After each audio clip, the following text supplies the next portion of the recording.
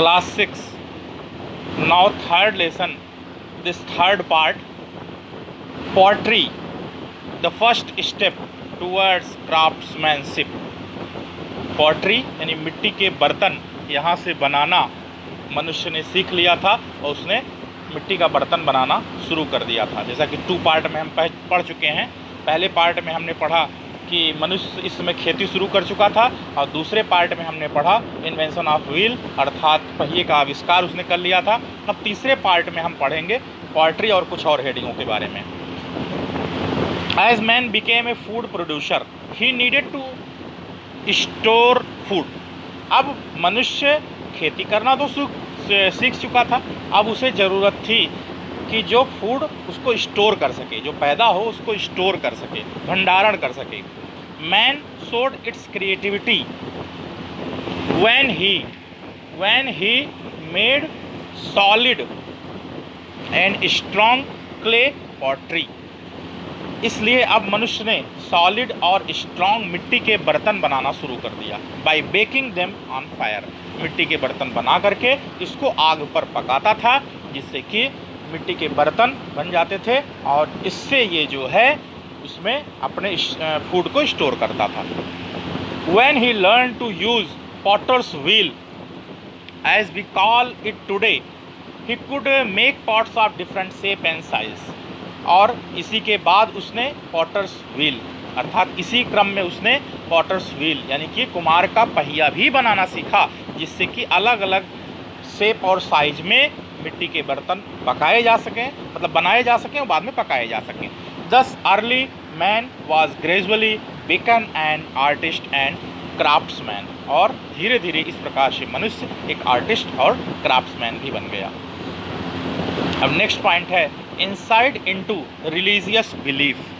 Neolithic age में धार्मिक विश्वास कैसे होता था, मीन्स धर्म का लोग पालन कैसे करते थे। Now Neolithic man was not at constant move, he had leisure time to think about matters beyond his basic daily expanse.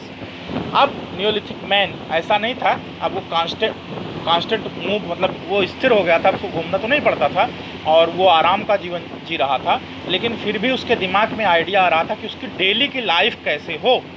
Natural phenomena like lightning, thunder, earthquakes and seasonal change were beyond his understanding. अब उसके mind में आ रहा था कि ये जो है जो लाइटनिंग बिजली चमकती है, थंडर बिजली गिरती, बादल बरसात, अर्थक्वेक भूकंप का आना, सीजनल चेंज, अब इस मनुष्य इसको समझने का प्रयास कर रहा था। Being ignorant of their cause he worship them. और इसी को कारणों को समझते हुए उसने वर्शिप पूजा पाठ का काम शुरू किया। As he was depend on nature he worship the sun, moon, rain, thunder, lightning etcetera. और इसके कारण वह धीरे धीरे अब वह नेचर पर, प्रकृति पर डिपेंड हो गया और उसने पूजा पाठ का काम शुरू किया। इसमें सूर्य देवता, चंद्र देवता और बरसात के देवता, बिजली के देवता, इन लोगों की पूजा पाठ करना शुरू किया। Death was another mystery for the Neolithic man. अब मृत्यु भी मनुष्य के लिए एक रहस्य था, नियोलिथिक मैन के लिए। To understand he this mystery he developed a belief in life after death. अब मृत्यु की मिस्ट्री को समझने के क्रम में उसने जाना कि लाइफ के बाद डेथ भी है, जीवन के बाद मृत्यु भी है। Therefore neolithic man started burying the dead along with the daily necessities of life such as pottery, weapons and food items।